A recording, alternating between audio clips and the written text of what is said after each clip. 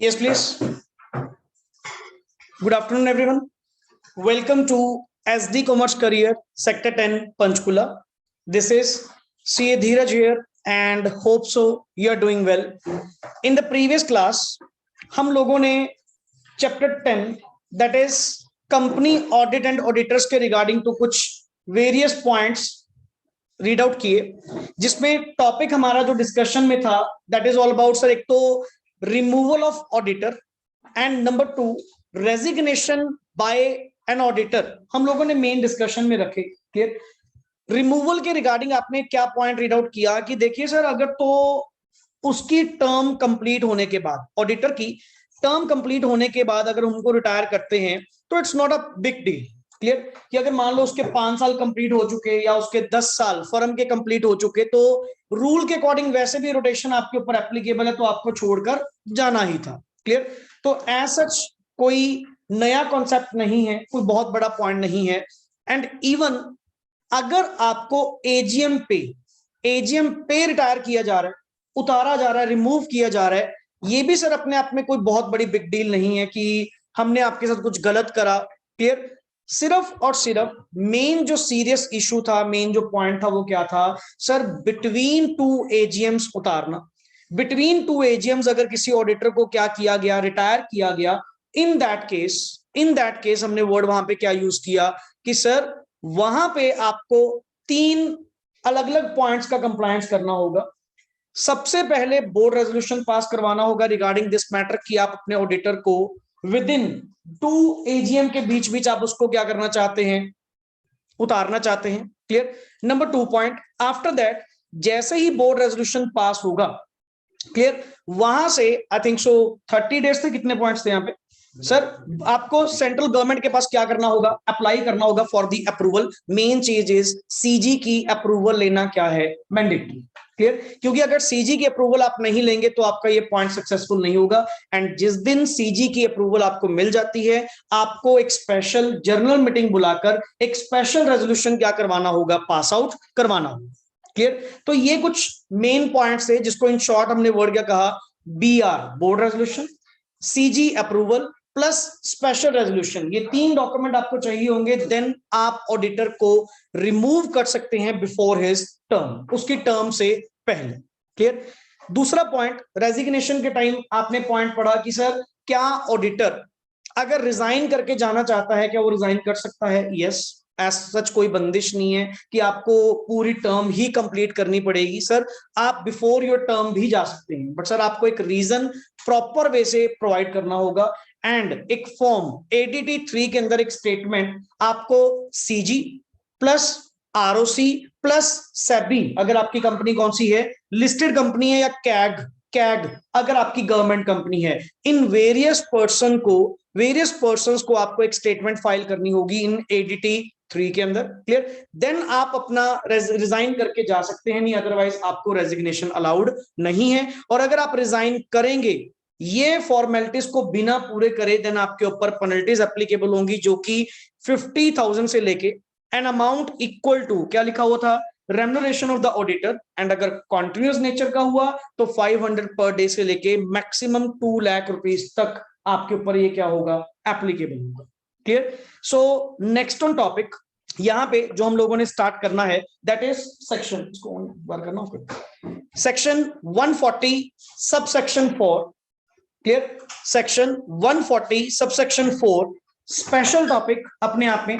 Sir special notice for not reappointing the retiring auditor. एक point बताओ, सबसे first lecture में हमने रीअपॉइंटमेंट ऑफ रिटायरिंग ऑडिटर पढ़ा था।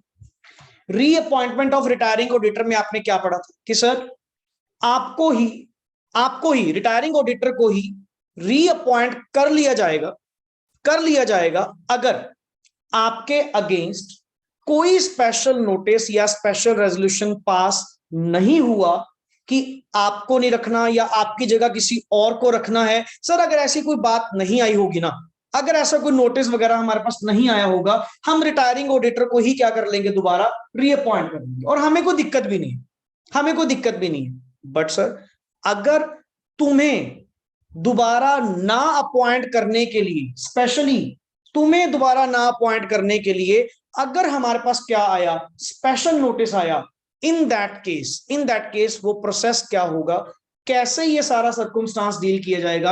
अब क्लिक कर रहा है पॉइंट क्या है, क्लिक कर रहा है पॉइंट पहला कि सर आपके against who are you, retiring auditor, तुम्हारे अगेंस्ट क्या आया है, स्पेशल नोटिस आया है, किसका, मेंबर्स का। मेंबर्स ने रिक्वेस्ट करी है कि इस ऑडिटर को दोबारा रीअपॉइंट नहीं करना या इसकी जगह किसी और को करना, कुछ भी केस हो, अल्टीमेट मतलब है तुम्हें सीट से उतारना है। क्लियर, तेरी जगह किसी और को रखेंगे और इस बात का स्पेशल नोटिस हम मेंबर्स की ओर से कंपनी की तरफ गया है। पहला point, requirement of special notice, पढ़िए जी। At an AGM, special notice shall be required for appointing as auditor a person other than the retiring auditor. Yeah, providing expressly that the retiring auditor shall not be reappointed. मैंने आपको पहले कहा था 2 points होते हैं। पहला point क्या है सर, पहला पॉइंट क्या है, एजीएम के अंदर स्पेशल नोटिस आया है। किस बात का स्पेशल नोटिस आया है, इसकी जगह मतलब पुराने की जगह ये नया रखा जाए, एक्सप्रेसली स्टेटिंग दैट कि पुराने की जगह इसको रखो, एक पॉइंट, या फिर इसकी जगह किसी और को रख लो बट इसको नहीं रखना। दोनों केसेस में मेन मतलब क्या है कि सर पुराना वाला जो रिटायरिंग ऑडिटर है वो रीअपॉइंट नहीं होना चाहिए, in simple words. Clear. Next is copy to be sent to the retiring auditor. अब एक चीज बताओ, मेंबर्स की ओर से स्पेशल नोटिस किसको गया, कंपनी को। मेंबर्स ने रिक्वेस्ट करी, किसको करी, कंपनी को। किस बात की रिक्वेस्ट करी कि सर रिटायरिंग ऑडिटर को रीअपॉइंट मत करना। आपको नहीं लगता कि अगर आपके अगेंस्ट कोई रिटायरिंग ऑडिटर के अगेंस्ट ये नोटिस आया है तो कम से कम उसको बता तो दो, भाई रिटायरिंग ऑडिटर को कम से कम इसकी कॉपी तो भेज दो, ये देख तेरे अगेंस्ट क्या आया, स्पेशल नोटिस आया कि तेरी दोबारा इस कंपनी में रीअपॉइंटमेंट नहीं होनी चाहिए। तो सर कहने का मतलब हमने क्या करा, ये रहे आपके जी मेंबर्स। क्लियर, ये मेंबर्स रिक्वेस्ट करेंगे किसको, कंपनी को।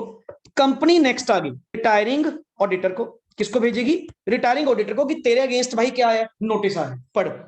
On receipt of notice, yes. On receipt of notice of such a resolution, the company shall forthwith send a copy of the special notice to the retiring auditor. Sir, इसकी एक copy, clear, इसकी एक copy बनाओ, retiring auditor को क्या कर दो, post कर दो कि भाई तेरे अगेंस्ट क्या है, स्पेशल नोटिस आया, पढ़ ले।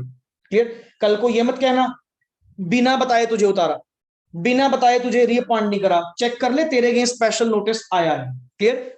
दूसरा आगे, right of auditor to make the representation and to get it circulated. अब सर यहां पे बात आती है किसके ऊपर, रिटायरिंग ऑडिटर, क्योंकि मेन केस इसका ही है ना, इसको उतारने की बात की गई। क्लियर, कि सर ये रिटायरिंग ऑडिटर को आपने फर्म में अपॉइंट, दोबारा कंपनी में अपॉइंट नहीं करना। अब थोड़ा सा रिटायरिंग ऑडिटर के पॉइंट्स, क्या सर इसके पास क्या क्या राइट्स हैं, मेरे पास राइट्स हैं, मेरे पास रिटायरिंग ऑडिटर के पास राइट्स हैं। क्या राइट्स हैं, कि मैं अपनी एक रिप्रेजेंटेशन तैयार करूं। अब मैं भी तो अपनी सफाई में कुछ पेश करूंगा, ये थोड़ी है कि सर मेंबर्स ने कह दिया कि इसको रीअपॉइंट मत करो तो आपको रीअपॉइंट नहीं किया जाएगा, कुछ तो कॉन्सेप्ट होगा ना।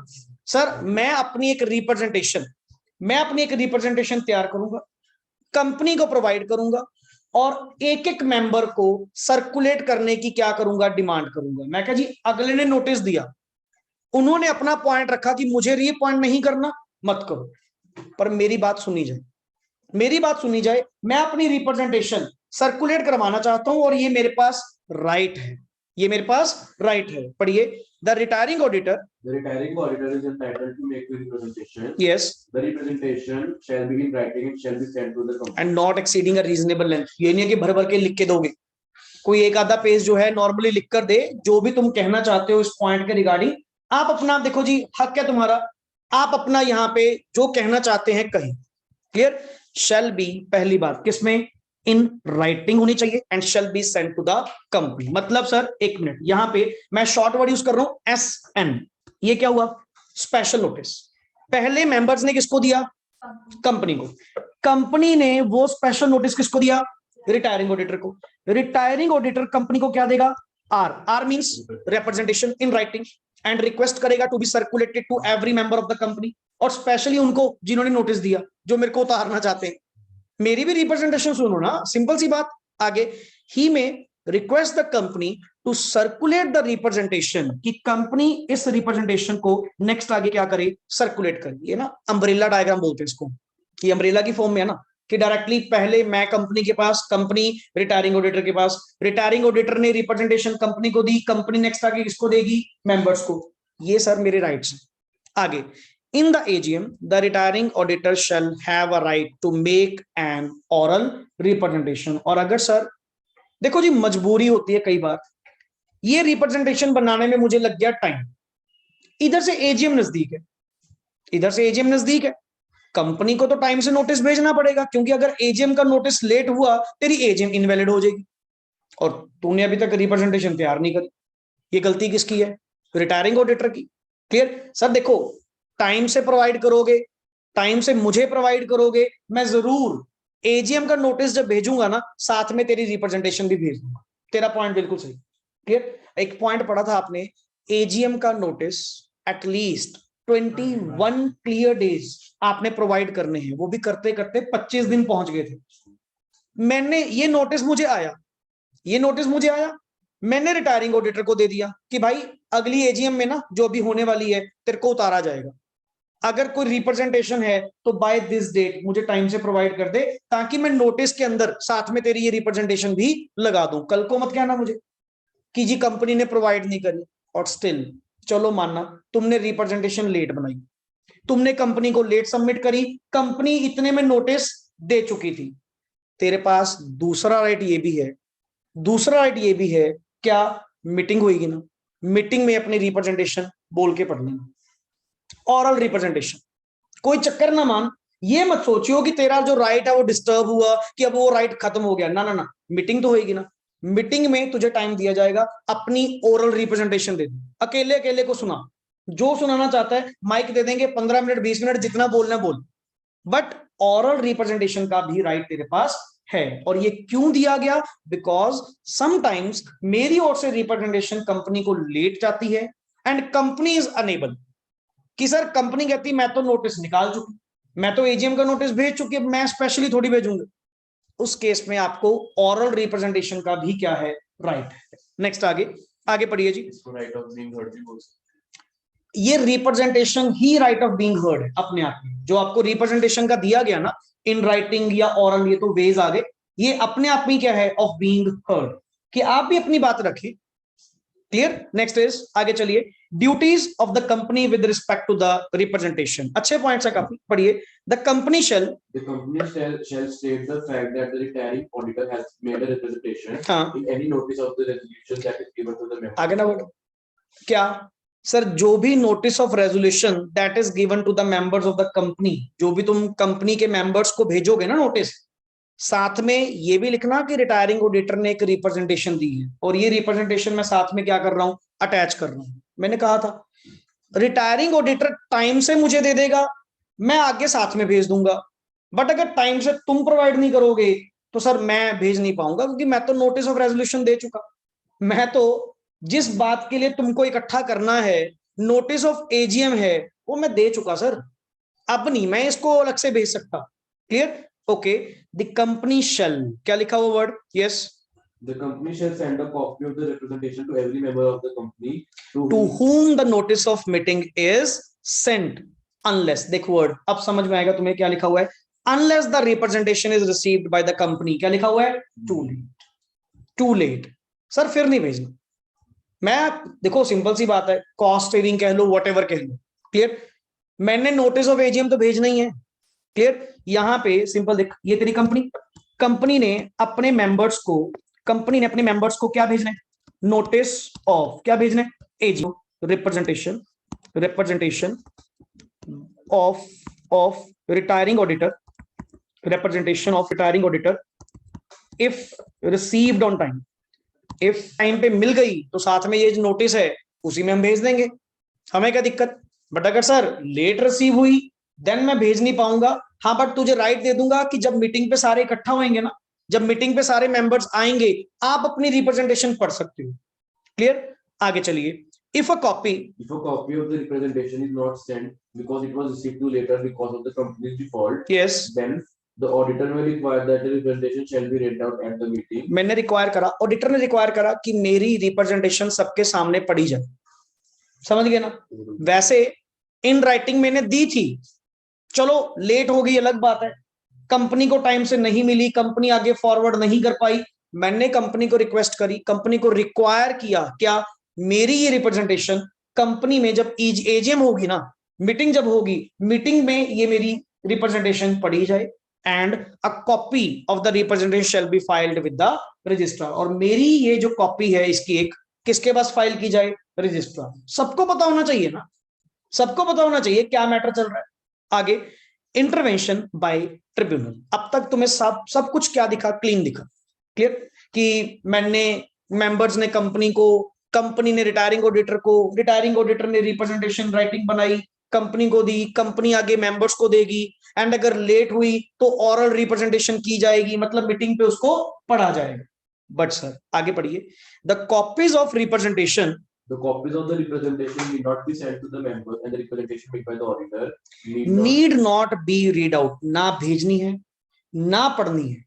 ये कौन बोल रहा है, ट्रिब्यूनल, किसी कारण बोलेगा। एंड ये बात के लिए ट्रिब्यूनल खुद तो नहीं आएगा ना, इसको किसी ने अप्लाई करा होगा। किसने अप्लाई करा होगा, कंपनी ने। किसने अप्लाई करा होगा, कंसर्न्ड मेंबर ने, कि सर ये जो ऑडिटर है ना, अब ये आ गया गलत काम, क्लियर, हमने इसको रिटायर करने की बात करी, हम इसको उतारने की बात कर रहे हैं, अब ये कंपनी के लूप होल्स खोलने लग गए, कंपनी की बातें बाहर रिप्रेजेंटेशन के थ्रू बोलने लग गया, ये अपने राइट का गलत यूज कर रहे हैं। सर ये डेफामेटरी मैटर यूज कर रहा है, र्यूमर्स फैला रहा है कंपनी के रिगार्डिंग, हम नहीं अलाउ करेंगे। एंड अगर ये रिप्रेजेंटेशन मीटिंग में पड़ेगी, अगर ये रिप्रेजेंटेशन एक एक मेंबर को भेजी गई, सर ये कंपनी की डिस्ट्रक्शन है, कंपनी बिल्कुल हमारी खत्म हो जाएगी, हम नहीं करेंगे। हमने रिक्वेस्ट किसको करी, ट्रिब्यूनल को। देखो जी ऑडिटर गलत यूज कर रहा है, ऑडिटर गलत चल रहा है। वो होता नहीं जब बंदे को वही ना रिटायर करने की बात आ जाए, ऐसे कैसे उतार रहे हैं, अब मैं कंपनी को छोड़ूंगा नहीं, ठीक है ना, तुम गलत काम पे आ गए। सर ऐसा नहीं होना चाहिए, नहीं अदरवाइज ट्रिब्यूनल तुम्हें पकड़ के सीधा भी कर देगी। क्लियर, पढ़ आगे क्या लिखा हुआ है, if the tribunal is satisfied that the right of making representation, ये जो मैंने राइट दिया था ना लॉ ने, इज क्या लिखा हुआ है, being abused by the auditor. Sir अगर ऑडिटर गलत यूज कर रहा है अपने राइट का, अब्यूज ऑफ पावर कर रहा है, ट्रिब्यूनल उसको रोक सकती है, इसकी रिप्रेजेंटेशन ना किसी को भेजी जाए, ना किसी के सामने पढ़ी जाए, इसको चुपचाप सीट से उतारो। बट अगर ट्रिब्यूनल सेटिस्फाई होगा तो ट्रिब्यूनल भी क्या कहेगा, दिखाइए उसकी रिप्रेजेंटेशन में क्या लिखा हुआ, ऐसा क्या मैटर है, तभी डिसाइड कर पाएंगे ना कि वाकई में ये डेफामेटरी मैटर है या नहीं, वाकई में कोई र्यूमर है या नहीं। ऐसा भी नहीं है कि मान लो कंपनी ने मुझे क्या करा, अप्लाई करा, चलो जी चलो, इसकी कोई रिप्रेजेंटेशन आगे नहीं भेजी। सर ट्रिब्यूनल दोनों तरफ सोचेगा, ऑडिटर की भी और आपकी भी, क्लियर। बट अगर प्रूव हो गया, अगर प्रूव हो गया कि ऑडिटर अपने राइट का गलत यूज कर रहा है, उसको रोका जाए। तेरी कोई रिप्रेजेंटेशन ना मेंबर्स के पास जाएगी, ना तुझे मीटिंग में पढ़ने का राइट है, कुछ नहीं होगा। आगे पढ़, the application, the application to the tribunal may be made either by the company or by any other person who claims to be, क्या है, aggrieved। तभी मैंने वर्ड क्या यूज किया था, concerned person, जिसको लगता है ना कि सर ऑडिटर के ऐसा काम करने से हमें नुकसान पहुंचेगा। आप सिंपल सी बात ट्रिब्यूनल को अप्लाई करो, सिंपल उसको एक बात कहो, हमारा रिटायरिंग ऑडिटर अपना राइट ऑफ रिप्रेजेंटेशन क्या कर रहा है, अब्यूज कर रहा है, गलत यूज कर रहा है जी, उसको रोका जाए। ट्रिब्यूनल अगर सेटिस्फाइड हो गया देन जरूर रोकेगा, नहीं तो अदरवाइज राइट तो हम कब के दे बैठे, राइट तो लॉ में पहले से ही है कि सर रिटायरिंग ऑडिटर का राइट है कि आप अपने अकॉर्डिंग एक रिप्रेजेंटेशन बनाएं जो कि सर्कुलेट की जाएगी to every member of the company with the notice of meeting, clear. And अगर टू लेट रिसीव्ड है तो उसको मीटिंग में पढ़ने का पूरा पूरा क्या है, right, clear. Next is non applicability. The provision of section 140 subsection 4 shall not apply where the retiring auditor has completed his tenure of 5 consecutive तब years. थोड़ी होएगा, तब थोड़ी होगा। ये कब की बात कर रहा है, Tenure. ये कब की बात कर रहा है, Between two agents. मैं ये पूछ रहा हूँ स्पेशल नोटिस कब रिक्वायर्ड है, स्पेशल नोटिस कब रिक्वायर्ड है।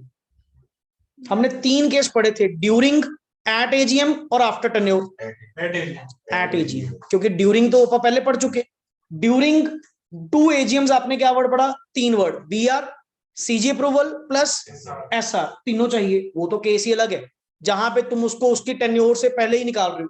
क्लियर? या ये स्पेशल नोटिस कहां पे मिलता है सर? पहले तुम रिटायरिंग ऑडिटर वर्ड यूज कर रहे हो, रिटायर कहां पे होते हैं? एजीएम पे। और अगर तुम कह रहे हो जी 5 साल बाद 10 साल बाद, तेरी तो वैसी रिटायरमेंट बनती है, उस केस में क्या स्पेशल नोटिस रिक्वायर्ड है? नहीं सर। इस टॉपिक में ना आपको टाइम एलिमेंट ही मेन फोकस करना होगा, कौन से मोमेंट पे कौन से थिंग रिक्वायर्ड, और ये कब रिटायरमेंट, रीअपॉइंटमेंट, अपॉइंटमेंट कब की बात कर रहे हैं, क्योंकि अब तक ये ना काफी सारे पॉइंट्स क्या हो चुके हैं, इकट्ठा हो चुके हैं। क्लियर? नेक्स्ट इज, हाँ जी, जो ट्रिब्यूनल वाला पॉइंट था, हाँ। जो अगर वो गलत, जो ऑडिटर है वो कंपनी के जो लूपहोल्स है, बट वो सारे सच फैक्ट्स बता रहा है। नहीं फिर बताओगे थोड़ी, कंपनी के लूप होल्स थोड़ी बताओगे आप। एक मिनट, सीए की प्रोफेशनल ड्यूटीज क्या बनती है? एक तरफ तो कहते हो आपके प्रोफेशनल एथिक्स में पहली चीज ही क्या आती है? कॉन्फिडेंशियलिटी। अगर आज वो तुझे निकाल रहे हैं, अगले की पोलने खोलनी शुरू कर देगा क्या? नहीं, बट वो सच्चे हैं सारे कि मतलब सच हो झूठ हो, काम सच हो झूठ हो, वही भी तो कह रहे हैं ना। ट्रिब्यूनल अगर सेटिस्फाइड होगा तो। अच्छा, पहले इतने दिन से उसका ऑडिट कर रहा है, तब तेरे को याद नहीं आया कि वो गलत काम कर रहे हैं, आज तुझे निकालने वाले हो गया, आज तुझे याद आ गया, बड़ा सच्चा बनना पड़ रहा है। कमाल होगी सर, ये तो तुम भी तो गलत हो बीच में। आज तुझे लग रहा है अच्छा कंपनी इलीगल काम कर रही है, जब तक तू अपॉइंटेड था, जब तक तुझे फीस मिल रही थी। अब आज फीस नहीं दे रहे, तेरे को रिटायर करने की बात कर रहे हैं, तुझे याद आ गया कि गलत है। फैक्ट, इतना पागल कोई नहीं बैठा वहां पे, समझ गए ना? अगला कहता है फैक्ट ऑफ द केस देखेंगे, अकॉर्डिंग टू दैट रिप्लाई करेंगे। ये चीज तभी कहते हैं सर इफ एंड बट तो बहुत है, जितने सोचोगे ना उतने केस बनेंगे, बट रिप्लाई तेरे को हर एक में लॉ के अकॉर्डिंग दूंगा। ऐसे थोड़ी होगा जैसे तुम आप एक इमेजिनेशन करते हैं, हाइपोथेटिकल एग्जांपल लेते हैं, ठीक है ना? एक तरफ तो लॉ तुम्हें कहता है कि कॉन्फिडेंशियलिटी मेंटेन करो, और आज जरा सी बात हुई रिटायर करने की, तुमने उसकी पोल खोलनी शुरू कर दी, ये तो गलत बात है। तभी तो कह रहा हूं ना कि अगर अब्यूज्ड वर्ड ऐसे नहीं है, जहां ऑडिटर प्रूव होगा कि सचमुच में तुम अपना राइट क्या कर रहे हो, गलत यूज कर रहे हो। हमने ये राइट दिया था तेरी प्रोटेक्शन के लिए कि तेरे साथ कुछ गलत ना हो, और तुम ही गलत काम कर रहे हो, तुम ही कंपनी के रिगार्डिंग डेफामेटरी मैटर फैला रहे हो। तो सर ऐसा थोड़ी होने देंगे।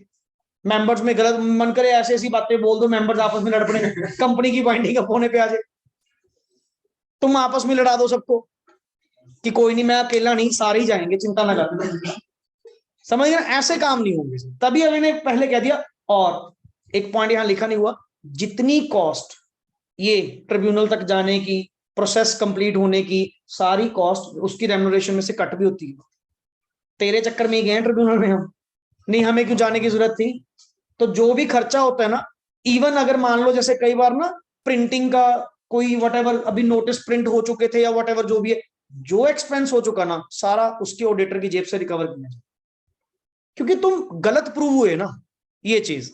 Next is power of the tribunal to order change of auditor. अच्छा, ये ट्रिब्यूनल खुद कह रहे हैं मेरे को। ऊपर तो चलो तुम अप्लाई कर रहे थे ना, कंपनी आ रही थी या कोई कंसर्न्ड पर्सन आ रहा था who claims to be aggrieved, but यहां पे कौन है? ट्रिब्यूनल खुद कह रही है, उसके पास पावर है कि मैं आपकी कंपनी के ऑडिटर को चेंज करने की पावर रखता हूं। मैं जब भी ऑर्डर प्लेस करूंगा कि कंपनी का ऑडिटर चेंज किया जाए, तो आपको चेंज करना होगा। क्लियर? पढ़िए, application to the tribunal and reason for tribunal's order. Yes. The application to the tribunal may be made by CG or by any person जो क्या होगा, concerned. The tribunal may also act suo moto लिख, on its own, अपने आप। Clear? जरूरी थोड़ा कि किसी के कहने पे काम करते हैं, हम भी कभी कभी काम कर लेते हैं। क्लियर? कंसर्न पर्सन मेंबर्स कि अगर मान लो इलेक्टेड भी सर कंपनी भी इंटरेस्टेड नहीं है, बट हम चाहते हैं कि उस कंपनी का ऑडिटर क्या हो, चेंज हो। क्लियर? इनकम टैक्स अथॉरिटी वाले, सीजी वाले, कोई भी पर्सन, आप ट्रिब्यूनल को अप्लाई करें, या ट्रिब्यूनल खुद भी कर सकती है अगर उसको लगता है ना कि कंपनी में मिसमैनेजमेंट हो रही है और ऑडिटर बीच में साथ दे रहा है, तो वो भी अपने आप पावर रखती है। आगे, if the tribunal is satisfied that the auditor has पहली बात, ट्रिब्यूनल सेटिस्फाइड होगा तो कोई भी ऑर्डर निकलने से पहले आपके पास भी रीजन टू बिलीव होने चाहिए। देखो सर, किसी पे उंगली उठा रहे हो तो आपके पास भी वैलिड रीजन होना चाहिए। ऐसा ही नहीं कहना कि सर मेरे को लग रहा है जी ऑडिटर तो फ्रॉड में इन्वॉल्व है। लग रहने का मतलब क्या है? प्रॉपर रीजन है, अगले पे एलिगेशन लग रहा है इस बात का कि आप फ्रॉड में इन्वॉल्व हो। आगे बढ़, वेदर डायरेक्टली और क्या लिखा हुआ है, indirectly acted in a fraudulent manner और अबेटेड और कोल्यूडेड इन एनी फ्रॉड इट में। आपको अगर मुझे सेटिस्फाइड हो चुका कि आप फ्रॉडुलेंट मैनर में या किसी ना किसी फ्रॉड में डायरेक्टली या इनडायरेक्टली क्या थे, इन्वॉल्व थे। देखो जी, एक प्रोफेशनल के बिना, ऑडिटर के बिना कंपनी में फ्रॉड पॉसिबल नहीं है। अगर ऑडिटर ने अपना काम करा, अच्छे वे से करा, नेचुरली है, कहीं ना कहीं सर इन्वॉल्वमेंट यूजुअली होती है। हमें भी पता है, किसी कंपनी की बात कर लो, किसी कंपनी की एग्जांपल्स ले लो, बड़े बड़े जितने फ्रॉड हुए हैं ना, सब जगह बताएं ना अलग बात है, पता सबको होता है कि कंपनी में क्या चल रहा है क्या नहीं चल रहा, समझ गए ना। और हमें जिस दिन फंस गए, जिस दिन हमें ट्रिब्यूनल को सेटिस्फाइड हो गया कि तुम किसी फ्रॉडलेंट मैनर में, फ्रॉडलेंट एक्टिविटी में इन्वॉल्व थे, इट में by order direct the company to change its auditors. पहले तो इसको उतारो, अपने ऑडिटर्स क्या करो, चेंज करो। नेक्स्ट आगे, the power of tribunal shall be in addition to any action that may be taken under the provisions of this act or any other law for the time being. सजा जो होगी वो अलग होगी, सजा जो होगी वो अलग होगी, ये मत समझना बस तुम्हें उतारा जाएगा बस, ये भी नहीं है।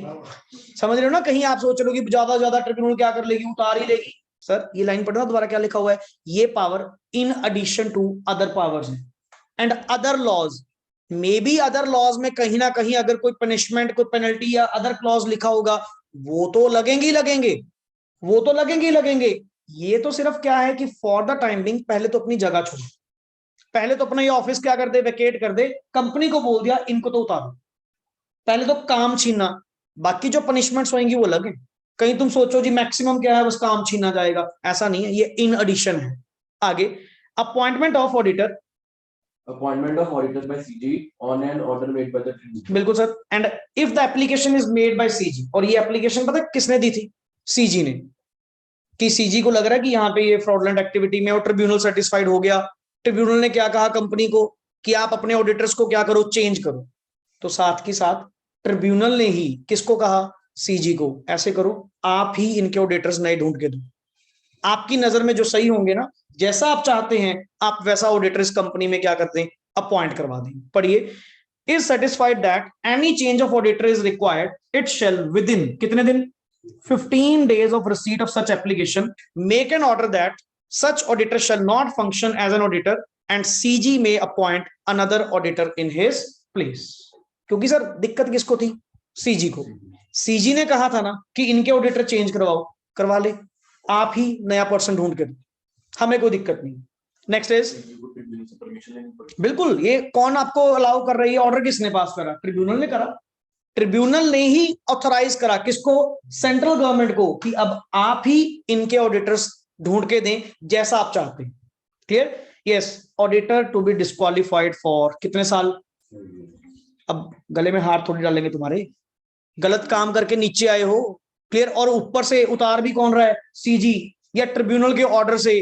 सर तुझे तो 5 साल के लिए डिस्क्वालीफाई कर दिया जाएगा कि 5 साल तुम किसी का उस कंपनी का नहीं, किसी कंपनी का तुम ऑडिट नहीं कर पाओगे 5 साल, जिसको वर्ड बोलते हैं ग्लोबल बैन। ये सोच रहे थे कि पहले डिस्क्वालीफाई होते थे एक कंपनी से, कोई नहीं मेरे पास और कंपनियां हैं, समझ रहे ना, ना ना ना, हर कंपनी में से किसी कंपनी का तुम अगले 5 साल तक ऑडिट नहीं कर पाओगे। मेन नाम तो ये रहा, पर an auditor against, An auditor against whom an order has been passed by the tribunal, अब ट्रिब्यूनल थोड़ी छोड़ेगा क्या, shall not be eligible to be appointed as an auditor of, main word क्या, any company for a period of 5 years, और एक छोटा सा नाम साथ में, shall be liable for action under section कितना, 447, जहां वर्ड फ्रॉड आया 447 तो आएगा, समझ गए ना पॉइंट। तो सर इसको साइड पे लिख लीजिए, ग्लोबल बैन, जहां पे एनी कंपनी था ना, यहां पे वर्ड क्या लिख लें, ग्लोबल बैन। ग्लोबल बैन का मतलब क्या हुआ सर, आप किसी कंपनी का, इंडिया में किसी कंपनी का आप ऑडिट नहीं कर पाएंगे। क्लियर, नेक्स्ट 5 years के लिए। Okay, next is the disqualification. The disqualification as stated above and the liability under section 447 shall apply irrespective of the fact as to whether the auditor is an, अच्छा, individual हो या firm, individual हो या firm हो, सबके ऊपर applicability है। Clear, सबके ऊपर एप्लीकेबिलिटी है। 5 साल के लिए अगर फर्म है तो 5 साल के लिए वो फर्म डिस्क्वालीफाई हो गई। अगर इंडिविजुअल है तो 5 साल के लिए वो इंडिविजुअल क्या हो गया, डिस्क्वालीफाई हो गया। Next is in the case of firm, In the case of firm, the liability shall be of the firm and of every partner or partners who acted in a fraudulent manner or abetted or colluded in any fraud. बिल्कुल sir. अब ultimately उस case में आप ये नहीं कह सकते जी firm disqualify हुई है बाकी पार्टनर थोड़ी डिस्क्वालीफाई हुई। फर्म पार्टनर्स की तो है, तो अल्टीमेटली पार्टनर्स भी क्या हैं, डिस्क्वालीफाइड।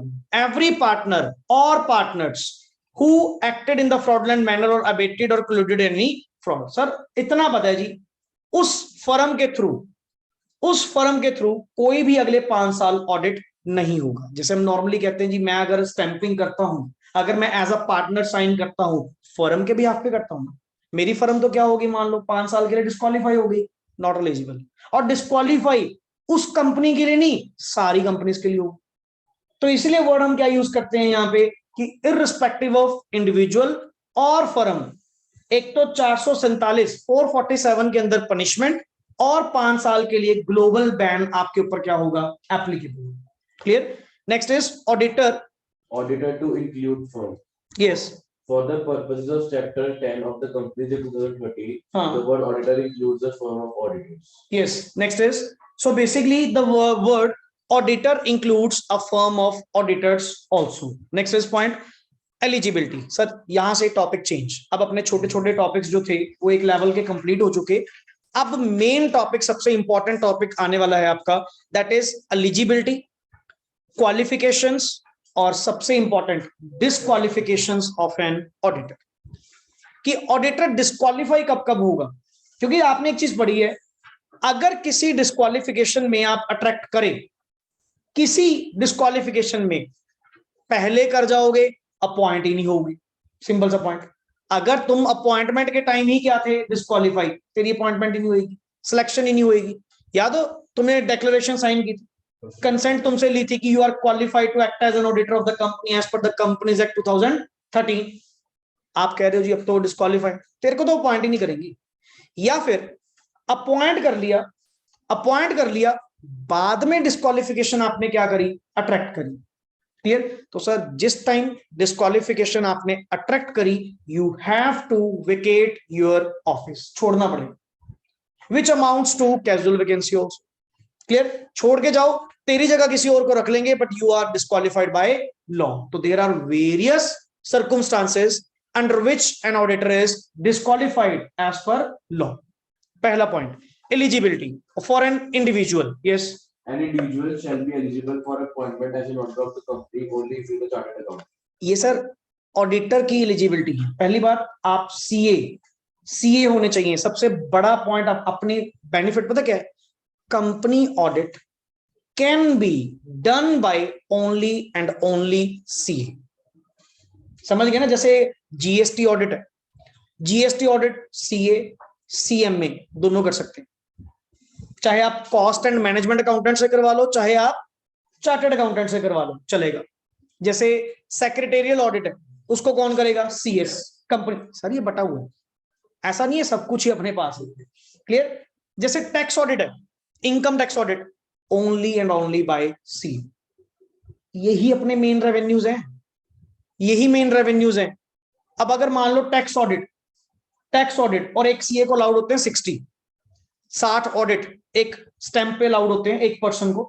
अब जैसे फर्म में हम कितने, 3 पार्टनर है ना, 180 ऑडिट्स बहुत हैं।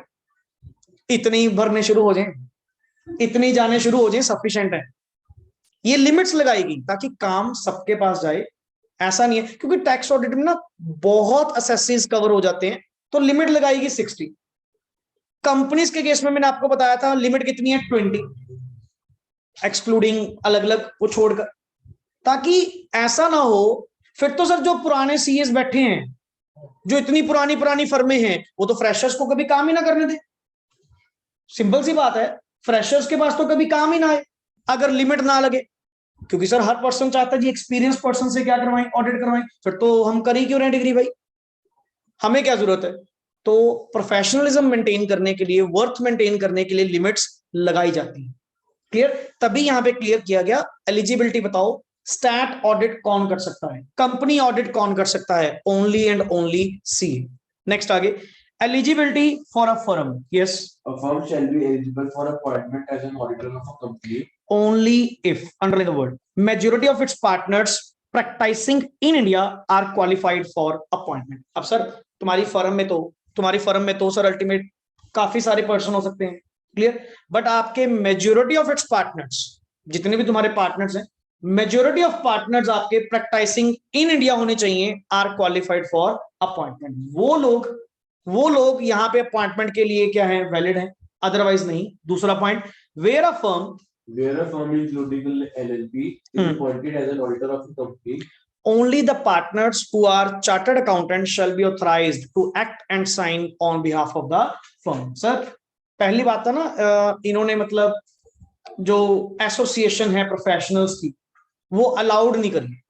जैसे मान लो एक सीए, सीएस, सीएम में एडवोकेट सब मिलके एक ही फर्म बना ले, अलाउड नहीं है, क्लियर। बट अगर एलएलपी बना रहे हो, एलएलपी में दिया गया, लिमिटेड लायबिलिटी पार्टनरशिप में ये पॉइंट दिया गया, एलएलपी में वेरियस प्रोफेशनल्स इकट्ठा होकर एक एलएलपी बना सकते हैं, but that LLP is only eligible, या वो सीए वहां पे एलिजिबल होगा, क्लियर, जो basically authorised to act and क्या होगा? Sign on behalf of the firm, not every person. अब एलएलपी के केस में कोई दूसरा पर्सन साइन थोड़ी करेगा, एक चार्टर्ड अकाउंटेंट ही साइन करेगा। अब तुम्हारी फर्म में तो कौन है? सीएस भी है, सीएम में भी है, एडवोकेट भी है। नहीं सर, अंडरलाइन द वर्ड, क्या लिखा हुआ है? Only the partners who are क्या है? Chartered accountants shall be authorised to act and sign on behalf of the firm. जो फर्म के बिहाफ पे सीए, सिर्फ सीए आपका उसका ऑडिट कर सकते हैं, देन वो एलएलपी को आप अपॉइंट कर सकते हैं, अदरवाइज नहीं। नहीं, नॉर्मल फर्म्स में तो होता ही नहीं, एलएलपी में अलाउ किया गया। नॉर्मल पार्टनरशिप फर्म्स में एसोसिएशन इज नॉट अलाउड कि आप दूसरे प्रोफेशंस को यहाँ पे अपने साथ में लेके आओगे, वहां तो है ही नहीं। तो यहाँ पे क्या कहा? मेजॉरिटी ऑफ इट्स पार्टनर्स, मान लो ये कह रहा हूँ जी 10 पार्टनर्स आपकी फर्म में, मेजॉरिटी अगर इंडिया में प्रैक्टिसिंग है, देन आप उस फर्म को अपॉइंट कर सकते हैं as your auditor, clear, otherwise नहीं। और अगर एलएलपी का केस है, एलएलपी के केस में only those partner who are, क्या लिखा हुआ है?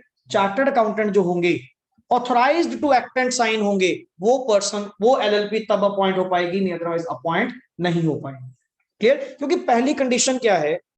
ऑडिटर ओनली एंड ओनली भी क्या होना चाहिए? सी।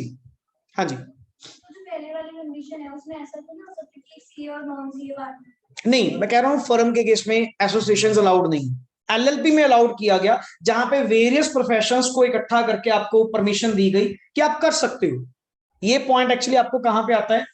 फाइनल्स में जाके एक पीई, प्रोफेशनल एथिक्स आते हैं ना, वहां पे ये पॉइंट्स आते हैं कि सर किसके साथ आप एसोसिएशन कर सकते हैं, किसके साथ एसोसिएशन नहीं अलाउड है, लिमिटेड है, जर्नल है, कैसे, ये पॉइंट्स। बट एलएलबी में क्लियर कर दिया, क्योंकि एलएलबी में वेरियस प्रोफेशनल इकट्ठा हो सकते हैं। आजकल मोस्ट ऑफ जो बड़ी बड़ी फर्म्स है ना, सब क्या बना रही हैं? एलएलपी।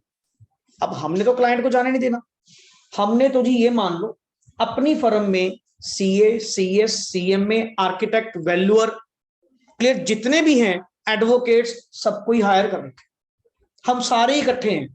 क्लाइंट आया नहीं, बाहर का दरवाजा नहीं देखने देना, ना ना ना ना, सब कुछ मिलेगा भाई आज अंडर वन रूफ। एंड काम ही ऐसे चलता है, काम चलता ही ऐसे है कि सर आप सर्विस तो बताओ, चाहिए क्या, किस रिलेटेड एक्टिविटी चाहिए, क्या काम चाहिए, हमें मिलेंगे। ऐसा जब आप एक बिजनेस लेकर चलते हो ना, ऐसी जब पार्टनरशिप होती है, तो अल्टीमेट सर क्लाइंट कहां से बाहर जाएगा? जो सर्विस चाहिए इन हाउस सारी मिलेगी। समझ गए पॉइंट? ये चीज। नेक्स्ट इज, अब आती है जी वर्ड, मेन चीज, डिस्क्वालिफिकेशन। पढ़िए, फॉलोइंग पर्सन, अच्छा सेक्शन कौन सा है? 141 सबसेक्शन 3, याद रखना 141 subsection 3। Yes, following person shall not be eligible for, क्या लिखा हुआ है? Appointment as an auditor of a company. साफ मना कर दिया, ये लोग जो नीचे तुम पढ़ने जा रहे हो, ये लोग एलिजिबल नहीं है। पहला पॉइंट क्या लिखा हुआ है? Body corporate, but other than अभी तो एलएलपी को अलाउ करके आए, ये तो चलो क्लियर है पॉइंट कि एलएलपी इज अलाउड। ये बॉडी कॉर्पोरेट में ऐसा क्या था कि बॉडी कॉर्पोरेट को डिस्क्वालिफिकेशन में लेकर गए? Body corporate means company kind of. Company की लायबिलिटी लिमिटेड होती है अनलिमिटेड होती है? लिमिटेड। लिमिटेड। सर एक चीज बताओ, आप एज एन ऑडिटर, एक फीलिंग समझना, एज एन ऑडिटर आप उस एफएस को साइन कर रहे हो, आपकी ओपिनियन उस एफएस के ऊपर जा रही है, एंड तेरी ओपिनियन के बेसिस पे कितनी जनता तेरे पे विश्वास कर रही है। अगर हमने बॉडी कॉर्पोरेट अलाउ कर दी, बॉडी कॉर्पोरेट अलाउ कर दी, and body corporate means artificial person in the eyes of law which has its own existence just like company। अगर हम लोग कंपनीज बना के काम करना शुरू कर दें तो कंपनी के मेंबर्स दोनों क्या हैं? अलग अलग। दोनों क्या हैं? अलग अलग। फिर तो सर अगर मान लो कल को मैंने गलत ओपिनियन दे भी दी, मैंने थोड़ी दी है, कंपनी ने दी है। सैलोमन वर्सेस सैलोमन, कंपनी ने दी है, मैंने थोड़ी दी है। क्या कर लोगे मेरा? कुछ भी नहीं कर पाओगे। अगर कंपनी बना के आपको यहां पे अलाउ कर देते कि जी कंपनियां बना लो सारे प्रोफेशनल, हम तो कह रहे हैं बनवा दो, कर लेंगे गलत काम माड़े मोटे, पैसे कमा लेंगे। क्यों नहीं अलाउ कर रहे? सर आपको तो हमने पर्सनली लायबल करना है, क्योंकि तेरी ओपिनियन के बेसिस पे तो नेक्स्ट आगे क्या चल रहे हैं, सारे इन्वेस्टमेंट डिसीजन चल रहे हैं, और तुम कह रहे हो जी मेरी लायबिलिटी तो लिमिटेड है। मैंने थोड़ी साइन करे, किसने साइन करे? कंपनी ने करे। हम तो उसके नेक्स्ट आगे कौन है? मेंबर्स है। एंड आपने पढ़ा नहीं शायद लॉ के अंदर कि कंपनी और कंपनी के मेंबर्स अलग हैं? उल्टा मुझे पढ़ा रहा है। कहते ज्यादा सियाना ना बन। तुम्हारे केस में तो स्पेशली तुम्हारे केस में तो हमने तुम्हें पर्सनली लायबल करना है, तभी सबसे पहला पॉइंट सीएस के केस में छीना गया। तुम कभी बॉडी कॉर्पोरेट नहीं बना सकते। आज के टाइम में जितनी तुम देखोगे, जितने प्रोफेशनल्स देखोगे, बॉडी कॉर्पोरेट कंपनी कभी नहीं होगी, फर्म होंगी, एलएलपी होंगी या इंडिविजुअल प्रैक्टिस होगी।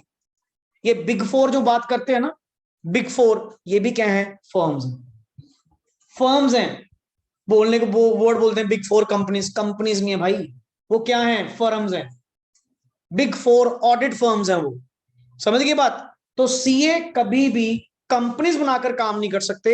मैक्सिमम जो दिया गया सिर्फ और सिर्फ क्या दिया गया? एक एलएलपी का पॉइंट दिया गया, जहां पे तुम्हारी लायबिलिटी को कुछ केसेस में क्या किया गया? लिमिटेड किया गया। अदरवाइज बॉडी कॉर्पोरेट तो मतलब ही नहीं। हुआ कॉन्सेप्ट क्लियर? पर वो साइन तो कंपनी के ऑफिशियल सीएल जो कंपनी के वो तो कोई साइन कर रहे हैं, तो करेंगे तो हम लोग करेंगे। अब कौन सा नहीं करते? नॉर्मल कंपनीज के केस में, कंपनीज के केस में कौन साइन करता है? डायरेक्टर्स ही करते हैं। क्लियर? बट कभी मेंबर्स के ऊपर बात आती है? कभी मेंबर्स के ऊपर बात आती है? जबकि सारी शेयर होल्डिंग इसके हाथ में, मेंबर्स के हाथ में, डिसीजन पावर इसके हाथ में, मेंबर्स के हाथ में। फिर भी वर्ड क्या कहा जाता है? सर नो, कॉर्पोरेट पर्सनैलिटी है, कंपनी अलग है, कंपनी के मेंबर्स अलग। वो पढ़ा नहीं फाउंडेशन के अंदर कितने पॉइंट्स पढ़े थे? किन किन फॉलोइंग केसेस में आप डिसरिगार्ड करेंगे? बट सर डिसरिगार्ड तो बाद में होती है। पहला रूल तो यही कहता है कि कंपनी अलग है, कंपनी के मेंबर्स सेपरेट लीगल एंटिटी है। और तुम्हारे केस में तो हमें चाहिए ही क्या? Personal liability. तुम्हें तो हमने करना ही पर्सनल लायबिलिटी है कि जिसने सीए ने साइन करे उठा लो, कहां बैठा है, कि क्यों ऐसे साइन करे भाई, क्यों ऐसी ओपिनियन प्रोवाइड करी तुमने? तुम कह रहे हो मैंने तो करी नहीं, कंपनी ने करी है। इसीलिए पहला पॉइंट ही क्या करा? पहले तो ये डिस्क्वालिफिकेशन डालो, बॉडी कॉर्पोरेट नहीं बना सकते। समझे बात? तो जितने भी प्रोफेशनल्स काम करेंगे सारे के सारे क्या बनाते हैं? पार्टनरशिप फर्म्स या एलएलपी। हुआ क्लियर कॉन्सेप्ट? मैंने क्या वर्ड कहा?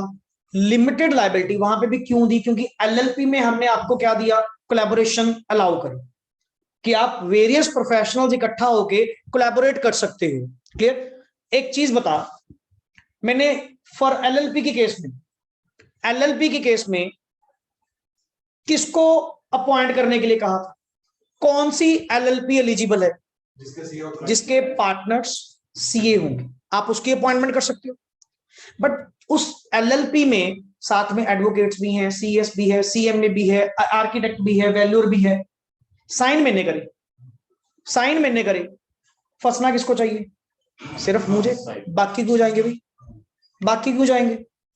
तभी मैंने क्या कहा? सर देखो जी, ये इसीलिए, और स्पेशली ना जो तुम कह रहे थे कि नॉर्मल पार्टनरशिप फर्म के केस में कोलैबोरेशन क्यों नहीं अलाउ करवाई, फर्म के केस में तो लायबिलिटी क्या होती है, अनलिमिटेड, और अगर कोलैबोरेशन अलाउ करवा दी, साइन मैंने करे, पूरी फर्म गई, बीच में सीएस, बीच में सीएम में, बीच में एडवोकेट, सबके गए। इसीलिए स्पेशली कोलैबोरेशन देने के लिए साथ में कहते एक शर्त पे इकट्ठा होंगे, एक शर्त पे इकट्ठा होंगे, अगर हमारी लायबिलिटी क्या होगी, लिमिटेड। पर कहता बॉडी कॉर्पोरेट तो अलाउड ही नहीं है, बॉडी कॉर्पोरेट नहीं कह रहे, एलएलपी बनवा दो, एलएलपी बनवा दो, मिलकर काम करने को, अलग अलग प्रोफेशनल इकट्ठा होने को तैयार है। बट एक चीज सुन ले, जिस बैलेंस शीट पे तेरे साइन है ना, वो तेरे ही साइन है, हमारे नहीं है, हम बीच में नहीं जाएंगे साथ में, जीप में अकेला बैठ के जाइयो पीछे, समझ गए ना, पुलिस और लाल बत्ती वाली में, कहीं सोचे कि अल्टीमेट हम भी साथ में जाएंगे, ना भाई ना, हम नहीं जाने वाले, समझ गए ना। इसीलिए एलएलपी को यहाँ पे अलाउ किया गया, बॉडी कॉर्पोरेट को क्या किया गया, मना किया गया। इसके ऊपर एरो डाल के लिख, सीएस को पर्सनली लायबल करने के लिए, यहां पे लिख, पर्सनली लायबल करने के लिए बॉडी कॉर्पोरेट को मना किया, पर्सनली लायबल करने के लिए, पर्सनली लायबल करने के लिए बॉडी कॉर्पोरेट को मना किया गया। एंड ये यूजुअली किसी से रीजन पूछ लेना, नहीं पता होता, नहीं पता होता कि बॉडी कॉर्पोरेट का कारण क्या है। हाँ याद हमेशा रहेगा, क्योंकि पहला पॉइंट है ना, पहला पॉइंट हमेशा याद रहेगा, सर पहली डिस्क्वालिफिकेशन बॉडी कॉर्पोरेट है, क्यों, ये तो बता दे, ये रीजन ही नहीं पता होंगे, आसपास पूछ लेना कभी कि क्यों बॉडी कॉर्पोरेट को क्यों नहीं लायबल, एलएलपी को क्यों अलाउ किया गया, ये इतना डीपली कोई नहीं जाता, समझे ना। तो मतलब हर चीज का एक लॉजिक है।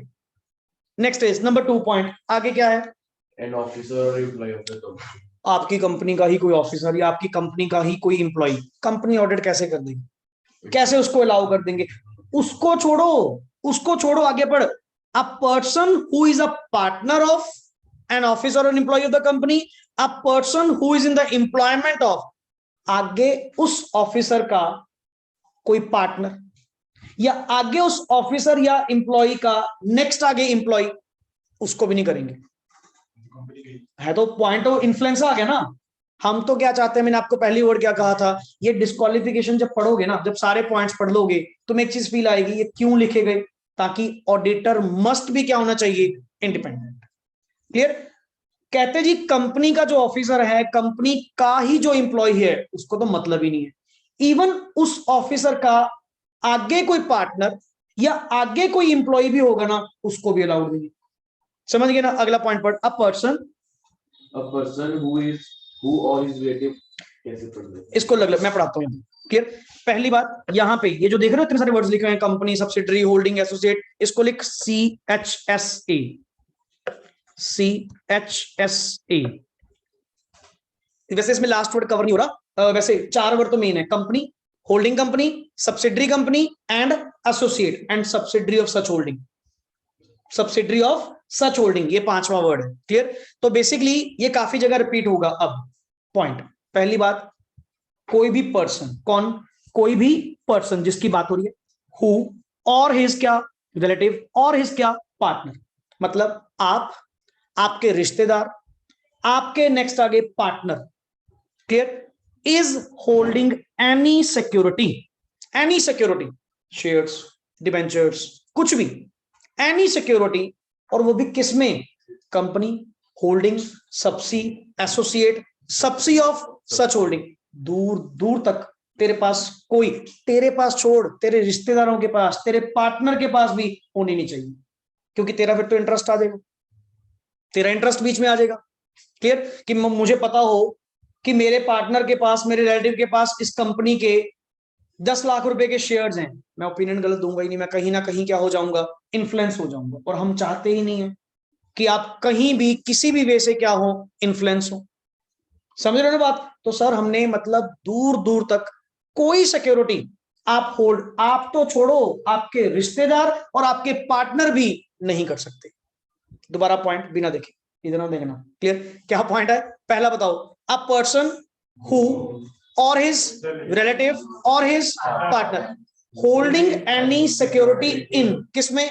Company, holding company, subsidiary company, associate company and subsidiary of such holding, you are not allowed, you are disqualified.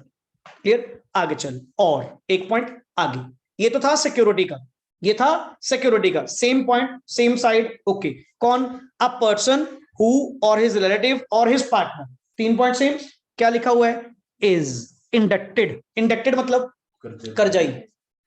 आपने, आपके रिलेटिव ने या आपके किसी पार्टनर ने हमारी कंपनी के, होल्डिंग के, सब्सी के, एसोसिएट के या सब्सी ऑफ सच होल्डिंग के 5 लाख से ज्यादा, इन एक्सेस ऑफ, वर्ड क्या लिखा हुआ है? इन एक्सेस ऑफ 5 लाख रुपए से ज्यादा पे आउट करने हैं, दैट मींस आप कर्जाई हो। क्लियर? तो वहां पे इन दैट केस आपको क्या कहा जाएगा? Sir you are not allowed, you are disqualified. हुआ पॉइंट क्लियर? कोई डाउट? 2 पॉइंट्स हो चुके। वो ऊपर ये इंडेक्टेड नॉर्मली, क्लियर? वो सिक्योरिटीज में आ गया ना वर्ड। यहां पे किसी ना किसी वे से अगर आप इंडेक्टेड हो, जैसे मान लो आप सामान खरीदते हो हमारे से, ठीक है ना, आपके रिश्तेदार हमसे माल सप्लाई लेते हैं एंड उन्होंने अभी हमारे पैसे पे आउट करने हैं इन एक्सेस ऑफ 5 लाख, मतलब सर अगर 5 लाख से नीचे हुआ तो अलाउड है। उल्टा सेंस भी साथ साथ पढ़ते जाओ क्योंकि वो कंफ्यूज करेगा। यहां पे लिखा हुआ डिस्क्वालीफाई कब हो? अगर 5 लाख से ज्यादा होगा, बट अगर 5 लाख या 5 अच्छा 5 लाख हुआ तो allowed in excess of, clear? 5 lakh या 5 लाख से नीचे हुआ ना, अलाउड है, कोई चक्कर नहीं है। बट 5 लाख से अगर ऊपर हुआ 1 रुपया भी तो sir you are disqualified. Clear? And आगे क्या लिखा हुआ है? अ पर्सन, अगेन वही, इस साइड भी सेम उस साइड भी same, a person who or his relative or his partner, उधर क्या लिखा हुआ है? Company, subsi, holding, associate, subsi of such holding, same, बीच में पढ़ क्या लिखा हुआ है? हैज, पढ़ो। Has given a guarantee or provided any security in connection with the indebtedness of any. अरे सर मैं इंडेक्टेड नहीं हूं, मैं इंडेक्टेड नहीं हूं, मैं या मेरा रिश्तेदार या मेरा पार्टनर इंडेक्टेड नहीं है। इंडेक्टेड कोई थर्ड पार्टी है, इंडेक्टेड कोई थर्ड पार्टी है, उसके इंडेक्टनेस के चक्कर में हमने कोई सिक्योरिटी, हमने कोई गारंटी दे रखी, मतलब मैं गारंटर हूं। मैं कौन? मैं खुद, मेरा कोई रिलेटिव या मेरा कोई पार्टनर। क्लियर? किसी थर्ड पार्टी के केस में गारंटर बन के बैठे हैं, सिक्योरिटी प्रोवाइड करके बैठे हैं एंड इन एक्सेस ऑफ कितनी अमाउंट? कोई 1 लाख से ज्यादा का मैटर होगा, 1 लाख से ज्यादा का मैटर होगा तो मैंने बीच में क्या दे दी? गारंटी दे दी। मैंने मतलब रिलेटिव ने, पार्टनर ने या मैंने खुद ने, तो सर यू आर डिस्क्वालिफाइड, आपको एलिजिबल नहीं है, आप यहां पे हमारी कंपनी में ऑडिटर अपॉइंट नहीं हो सकते। क्लियर? और किसमें? वही सारे point same, company, subsi, holding, associate and next होता है subsi of such holding. 3 points दोबारा। अब आगे एक्सेप्शंस आएंगी। स्टार्टिंग से पहला पॉइंट क्या था जी? Body corporate other than LLP. दूसरा पॉइंट, एन ऑफिसर और employee of the company, any person who is a partner or employee of, officer or an employee of the company. दोनों points मैंने इकट्ठे कवर कर दिए। क्लियर?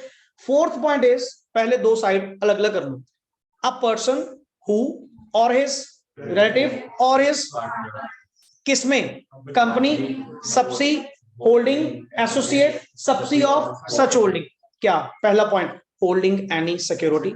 दूसरा point indebted for more than in excess of 5 lakh or has given any guarantee or security in indebtedness of any third person in excess of 1 lakh. Sir, you are disqualified. You are disqualified. You are not eligible to act as an auditor of the company. Clear? Next is, अब यहाँ पे कुछ point पढ़ लेते हैं, कुछ exceptions, अच्छे point है, पढ़िए जी। However, most important है, important. Yes, however, A person shall not be disqualified if his relative holds any security in a company of face value not exceeding 1 lakh. but sir कुछ exception दी। एक तरफ तो तुमने पहले क्या कहा था? एक तरफ तुमने पहले क्या कहा था? फोर्थ पॉइंट का पहला पॉइंट क्या था?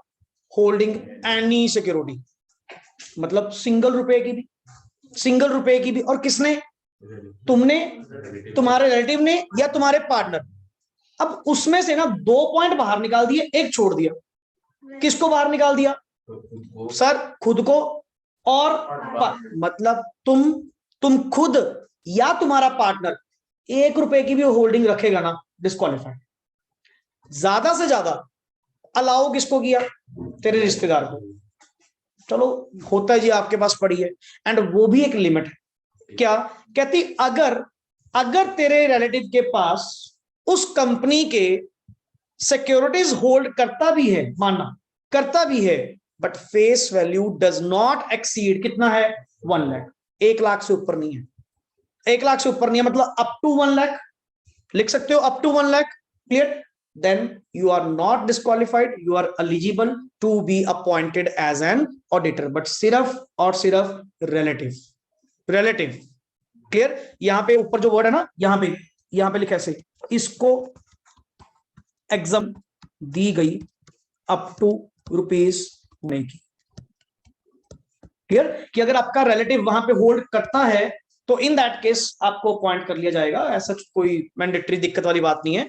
एंड इवन आगे चल, if a relative acquires any security exceeding rupees 1 lakh. Sir एक बात बताओ, अब तक तुम्हारे माइंड में क्या आया होगा कि सर अगर अप टू 1 लाख तक है मेरा रिलेटिव अगर 1 लाख तक है चलेगा, बट अगर लाख से क्रॉस कर गया तो क्या होगा?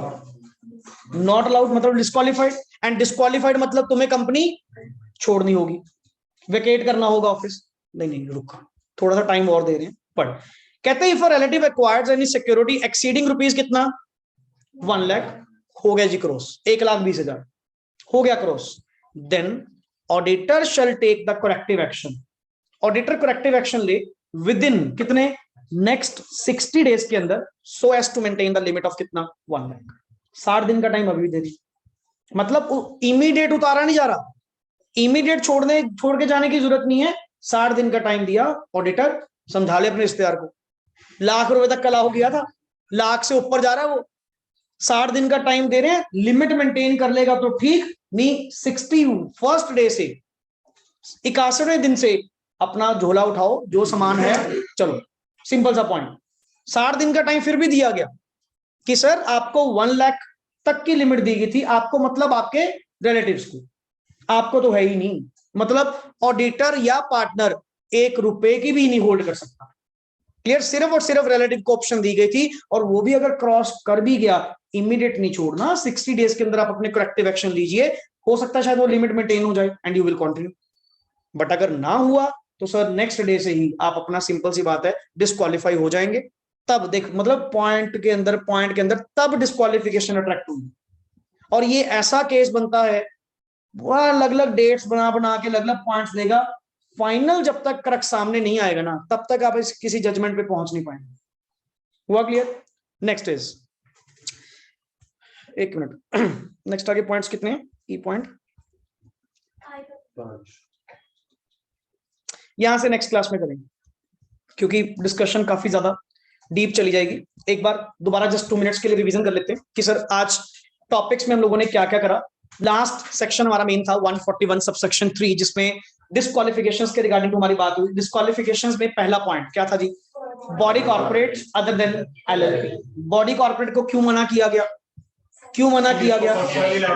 प्रोफेशनल्स को पर्सनली लायबल करने के लिए। नंबर 2, एन ऑफिसर और एम्प्लॉय ऑफ द कंपनी।